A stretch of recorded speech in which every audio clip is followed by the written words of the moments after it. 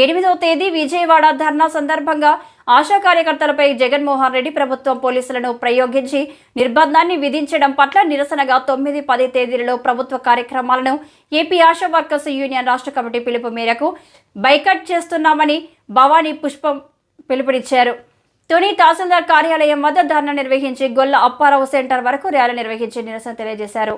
ఈ సందర్భంగా సిఐటియు మండల నాయకులు శ్రీనివాస్, ఆశా నాయకులు భవానీ పుష్ప మాట్లాడుతూ విజయవాడ కార్యక్రమానికి ఒక రోజు ముందే ఉదయం 7 గంటల నుండి సచివాలయ మహిళా పోలీసుల ద్వారా ఆశా కార్యకర్తల ఇళ్లకు వెళ్లి పిల్లల ముందు, భర్తల ముందు అరెస్ట్ చేసి స్టేషన్లకు తరలించి అర్ధరాత్రి 11 గంటల వరకు పోలీస్ స్టేషన్లో నిర్బంధించారని ఆవేదన వ్యక్తం చేశారు. పెరుగుతున్న ధరలకు అనుగుణంగా ఆశా కార్యకర్తలకు కనీస వేతనం 26,000 చెల్లించాలని, శాంతియుత ఆందోళనకు కూడా జగన్మోహన్ రెడ్డి ప్రభుత్వం అనుమతించడం లేదని, రాష్ట్రంలోని ప్రజాస్వామ్యాన్ని కూని చేస్తూ మహిళల్ని కూడా చూడకుండా పురుష పోలీసుల ద్వారా నిర్బంధాన్ని ప్రయోగించి జగన్మోహన్ రెడ్డి తన నిజ స్వరూపాన్ని బయటపెట్టుకున్నాడని విమర్శించారు.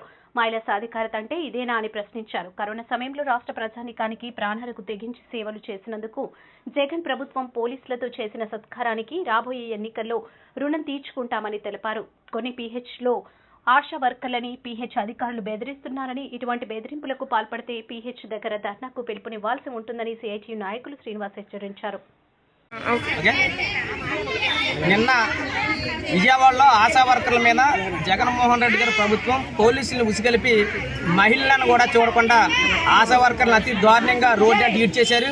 సిఐటి నాయకులను కూడా 2 రోజుల ముందు అరెస్ట్ చేసి ఈ రోజు కూడా విడుదల చేయకుండా పోలీస్ స్టేషన్ చుట్టూ తిప్పుతూ ఉన్నారు. దానికి నిరసనగా ఈరోజు NDT సర్వే సంబంధించి ఇవాళ రేపు కూడా బాయ్కట్ చేయాలని చెప్పేసి ఆశా వర్కర్ల యూనియన్ రాష్ట్ర కమిటీ పిలుపునిచ్చింది. ఆ పిలుపుకు అనుకూలంగా ఈరోజు రేపు కూడా తుని MRO ఆఫీస్ దగ్గర నిరసన కార్యక్రమం చేస్తూ ఉన్నాం.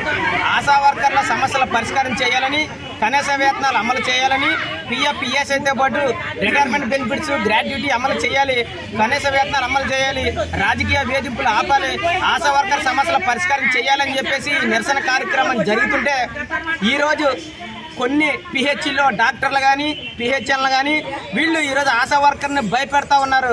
మీ జీతాలు ఆపేస్తాం, మీరు రేపు ఎలాగ డ్యూటీ చేస్తారని చెప్పేసి ఆశా వర్కర్ని భయపెడతా ఉన్నారు.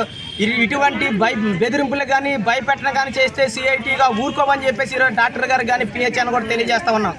మీరు ఆ విధంగా జీతాలు ఆపేస్తారా, వాళ్ళ ఉద్యోగాలను తీసేస్తారా, తీసేయండి, ఎలా ఉంటుందో చూపిస్తామని చెప్పేసి మేము డాక్టర్ గారు కానీ PH అని కూడా చెప్తా ఉన్నాం. వాళ్ళు మన కింద పనిచేసే ఆశా వర్కర్లు వాళ్ళ సమస్య పరిష్కారం కోసం వాళ్ళు ధర్నా చేసి నిరసన కార్యక్రమం చేస్తూ ఉన్నారు.